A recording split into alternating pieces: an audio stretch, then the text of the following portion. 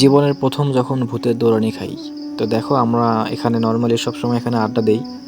তো সকালে বলো, দুপুরে বলো, অর্থাৎ রাত্রে বলো, সবসময় আমরা এখানে আড্ডা দিই। তো গতকাল রাত্রে আমার একটা ফ্রেন্ড শো, আমরা এখানে আনুমানিক 11টা 30 মিনিটের পর হবে।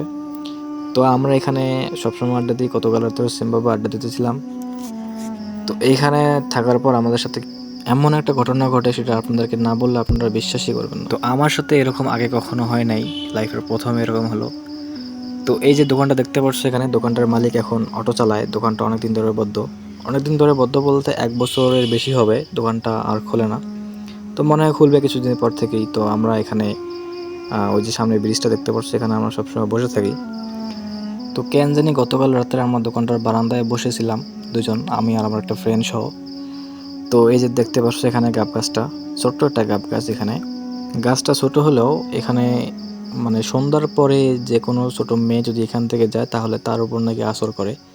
তো এটা আমরা দেখছিলাম, দু একজনকার হয়েছিল। তো আমরা ছেলে মানুষ, আমরা তো এগুলো বিশ্বাস করি না। বিশ্বাস করি বলতে আমরা এগুলো ভয় টয় পাই না, কিন্তু গত রাতে আমাদের সাথে যা হলো। তো এই যে ব্রিজটার মধ্যে আমরা বসে থাকি, প্লাস দোকানটার পাশ যা আছে দোকানের বারান্দায় বসে থাকি, কারণ দোকান যেহেতু এখন চলে না। তো আমরা এই 2-3 জায়গায় আমরা সবসময় বসে থাকি। তো আমি এটা দেখাচ্ছি এখানে। এই যে এখানে এটাই সেই বাড়ি। এখান থেকে রাত 11:30টার পর এত পরিমাণ কান্নার আওয়াজ আসতেছে যে আমরা এখানে এত পরিমাণ ভয় পাইছিলাম যে আমরা এখানে দুজন বসেছিলাম। তো আমরা তাও দেখলাম, ফ্লাশ মারছিলাম লাইটে যে দেখি কে কান্না করতেছে। আর ওই বাড়িটার মধ্যে প্রায় 2-3 মাস থেকে কেউ থাকে না, কারণ বাড়িটাও করছে নতুন। তো ওরা সবাই ঢাকায় থাকে। তো আমি এই যে গাছটা দেখাচ্ছি, গাব গাছটা এটার নিচে আমরা বসেছিলাম। তো বসেছিলাম, আমরা কথা বলতেছি দুইজনে। তো এখান থেকে এই গাব গাছটার উপর থেকে কীভাবে পাথর পড়ে? গাব গাছ থেকে অবশ্যই গাব পড়বে, কিন্তু কেন পাথর পড়বে?